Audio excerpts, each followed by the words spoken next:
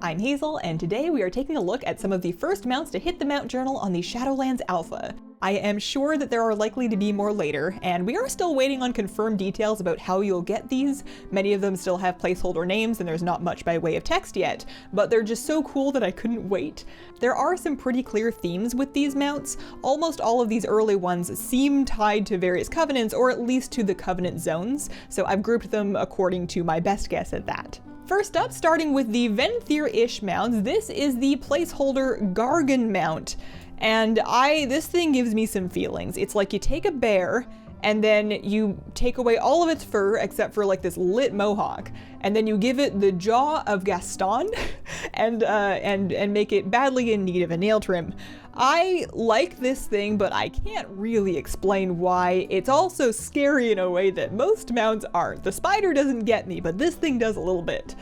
On its own, it doesn't really scream Venthyr to me. This could easily have been a Maldraxxus mount, except that when you step up to the epic placeholder Gargan, you get this saddle on it that to me feels very Venthyr. You're also carrying around a chest. What is in it, who knows, but it is secured with belts, which is very monstrous Book of Monsters. So the throne comes with matching torches on either side, which seems bad for practicality, but great for making a dramatic entrance, and I am all about that. Next up, we have a flying mount with the placeholder Dreadbat. Currently, Dread is spelled with just one E and no extra A. It remains to be seen whether or not that's a typo, or if that is just how these bats are spelled. This is notable as being the first bat that we are able to fly in-game that is not super fluffy. All of our existing bat mounts have quite a lot of fur going on, and in contrast, this one is much more velvety. I feel like this bat would fit in very well with the Count Von Count set from Sesame Street. Moving on to the Maldraxxus mounts, this is placeholder Deathrock. I am just guessing that this is a Maldraxxian thing, but given how very dead it is and how that's kind of their thing, I think it's a fairly safe bet. The mount saddle in particular really jumps out at me with this one. Horde players already have like 46 versions of the skeleton via their reputation mounts from BFA, but for Alliance players it is still a tougher skeleton to get a hold of. The placeholder Maldraxxus Chimera leaves no doubt as to where you're going to get this thing, and it's a Chimera and we've had these before, but something about the color palette with like the Lich King blue glow inside of its double heads is just instantly iconic to me. I think this thing's really cool. I don't see people riding Chimera mounts too often. We already have that one from Darkshore as well as the shop mount, and I almost never see anybody on them. I wonder if it's because they're too big. That's probably why I don't ride them. Moving on, this is the Maldraxxus Boar. This one is datamined only for now. It has not yet made it into the Alpha Mount Journal, but I'm including it because it seems likely. We don't have many Maldraxxus mount options in the Mount Journal yet, and just look at this thing. They have to give us that. I think this guy is weirdly cute. You know, just like look at that face and then tell me that you don't think that he's smiling. He's got a little grin on there. Moving right along, this is the Giant Beast, also datamined only. This thing has tails and eyeballs for days, which to me just kind of begs the question of what on earth did this look like while it was alive? I really hope we get to find out. Next, let's look at some Kyrian themed mounts with the Gilded Prowler. So this mount you may have seen on various streams. This has been automatically given to alpha characters. When they log into the alpha, that does not mean it's going to be a freebie when the game goes live. We don't know exactly what it's from yet, but this is kind of a cool model. It's very Winged Guardian. Next up, this is a Phalanx, and in my mind, I don't know if this is true, it's probably not, but in my mind, somebody came up with the pun first, and then somebody else told them it was a dumb pun, and then the mount got made anyways out of spite, and we are going to have it forever and ever. So I actually kind of thought we were going to be done with the mechanical versions of beasts as mounts after Mechagon, but clearly there was still one more in there, and it's kind of cute, I'm not mad. You can also get the epic version of the Phalanx, now with 100% more blue glowy stuff. For speed, of course. Moving along to Night Fae themed things, this is the placeholder Devourer Might.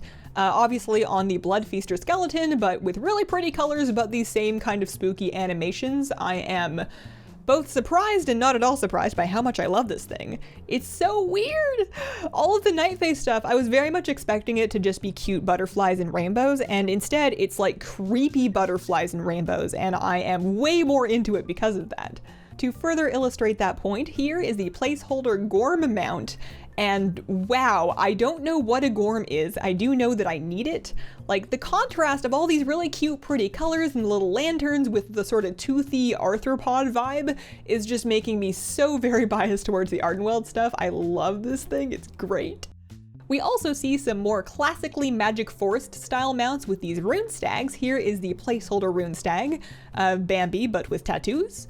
And then you can upgrade to the Epic Rune Stag, which is a big upgrade, and I am just really, this thing is incredible. I am struck by the urge to drape like string lights over that thing's rack, but you know, it already comes with a few, so we're good. I've been looking at words for a while, trying to figure out what word to say instead of rack, but you know what? It's the correct term, so we're going with it. Moving along, this is the Placeholder Moth, the first moth mount to be added to the Shadowlands Alpha. And just look at it. It's so cute, so fuzzy, such lovely wings. It looks very soft. I would like to pet it, and I am looking forward to, you know, doing what has to be done to get this thing. I hope it's not Night Fae only, but if it is, then I'm going to have some decisions to make. Next up, we have a couple of horned horse models on the Alpha. These are of course very reminiscent to the unicorn models that we already had. The white one is particularly reminiscent of the Pureblood Courser, which is the 100 Exalted Reputations mount, and of course this purple one looks an awful lot like the Lucid Nightmare mount. It's not an exact match, but it's close enough that I get where people are coming from when they feel a little weird about the new ones. I'm interested to hear some opinions on that, but in the meantime, look at like the ombre on this horse's mane. That's just gorgeous. And of course, it wouldn't be new content without a new Vicious mount, so here is the Vicious War Spider. This is the Alliance coloration, and then this is what the Horde are going to get. I am an owner of the Bloodfang Widow, which is up until this point the only spider mount, and I don't think I'm too upset about this. I haven't seen them in-game, but I would be surprised if they are as large as the Bloodfang Widow, so I think that one will still be special in its own way, and these are suitably creepy and kind of cool looking for a Vicious mount if you ask me. And finally, the last mount that I have to show you, from this alpha build at least, is the placeholder Shadehound. So I am just guessing, perhaps somebody knows more. I think this is probably going to be tied to Torghast rewards just based on the look of it compared to the look of Torghast and Maw-like stuff. I don't know if we already know where this thing's from. I feel like somebody told me and I forgot, but either way, it's really cool. I'm curious as to how it's going to look when you are actually riding it at speed across a varied and interesting background as opposed to standing still on a plain background. I'm wondering if the smoke limbs are going to be hard to see, and instead if it's just like you're riding a flying pile of armor. That remains to be seen, but in any case, it's a neat concept. And that's the first round of alpha mounts. Thank you so much for watching. Let me know what you think. I'm especially curious if seeing the early versions of what are presumably Covenant mounts are changing anybody else's mind about which Covenant they wanted to pick. Let me know in the comments, and have a wonderful, wonderful day. Bye.